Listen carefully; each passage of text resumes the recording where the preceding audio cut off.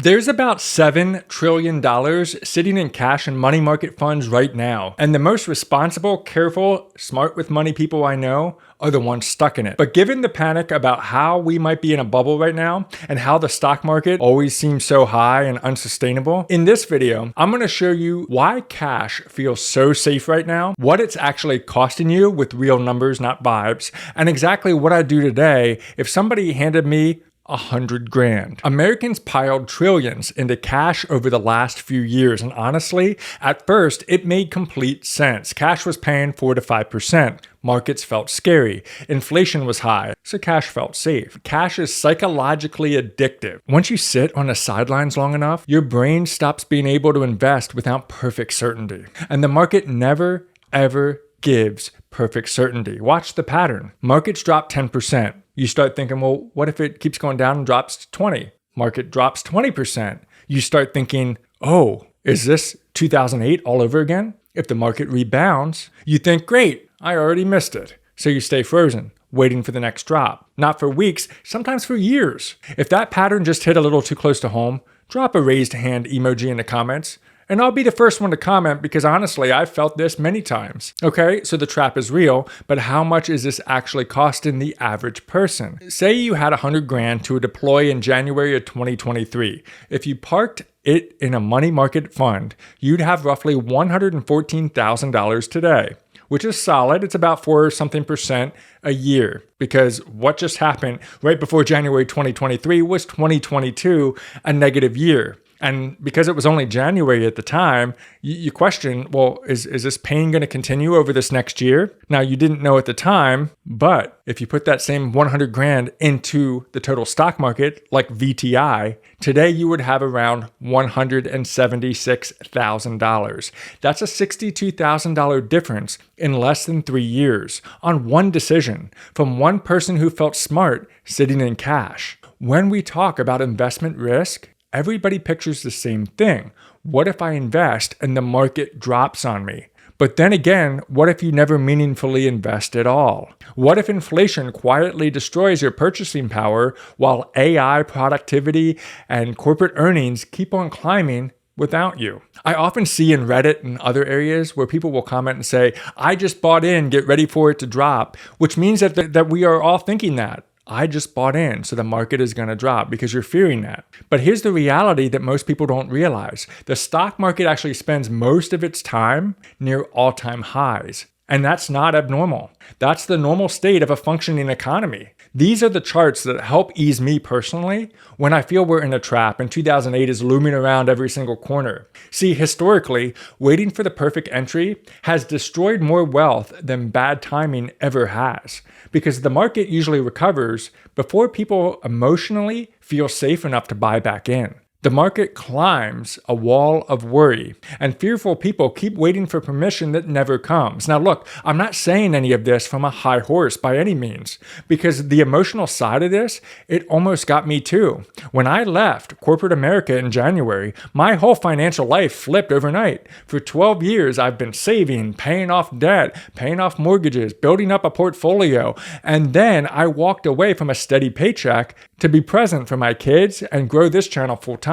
You want to talk about wanting to sit in cash? Oh, I wanted to sit in cash, and I still get the urge to sit in a lot of cash as an emergency buffer. The fear of, what if the market drops 30% and I have no W-2 to make it up? That's very real for me. But here's the thing that I had to remind myself of, and what I want you to hear as well. You don't need to predict the market to build wealth. You need a system that survives uncertainty. And that's it. That's the entire game. And that's actually why the whole $5 a day philosophy stuck with me so hard over the years, because small, very consistent investing removes the psychological pressure of needing to be right on any single one decision. You stop trying to win today, you start trying to win over decades. And this is why I'm not just somebody here to tell you, oh my gosh, you should do this. No, I actually did it. I actually left my job. I actually have a portfolio built up, and I was not chasing hot stocks to do it. But all right. So if I'm not sitting in cash and I'm not going all in on day one either, what am I actually doing? Well, here is what I would do if somebody handed me $100,000 right now. And at first, I would probably thank them, maybe take them out to dinner because, it's a nice person thing to do, right? Thank you. But quick disclaimer up front, I'm not your financial advisor. It's not financial advice. This is just how I would think through it personally. I would take $40,000 and I put it into VTI. That's my total stock market core. One ticker with 3,000 plus companies with instant diversification. I would then take $20,000 and put it into QQQM, which is my tech and innovation tilt. It's the same thing as QQQ, but slightly cheaper expense ratio. And remember, it's a tilt toward tech, not the goal of being fully diversified. I'd take $20,000 and put it into something like SGov, USFR, or short-term treasuries.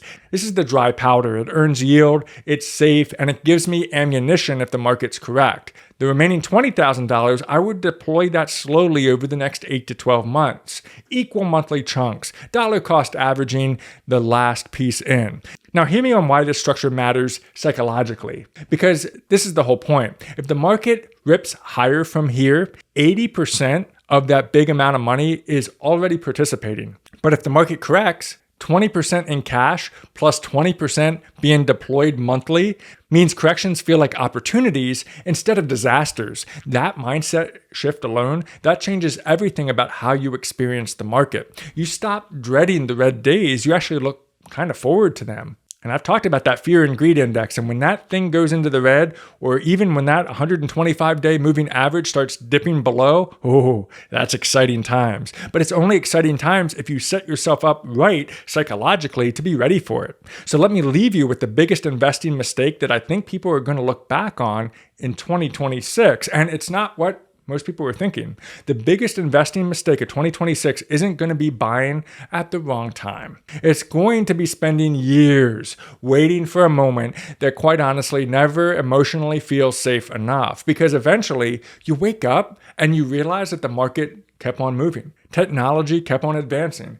AI changed productivity. Companies kept growing, and your cash never truly kept up. I'm not saying markets can't correct, because they absolutely can, and they absolutely will. There's a recession in our future somewhere. It's just how market cycles work. Maybe it'll be tomorrow. Maybe it'll be next year. Who knows? But history shows something really uncomfortable. Fear has kept people out of the market far longer than crashes or corrections or recessions ever have. And over time, that hesitation gets incredibly expensive. So maybe the goal isn't predicting the perfect entry. Maybe the goal is just building a system that keeps you investing no matter what the headlines say this week. Because consistency has historically beaten prediction every single time. So let me put my money where my mouth is by showing you my results from following my own points that I made in today's video. So check out either one of these two videos where I show you what happened when I deployed some of that cash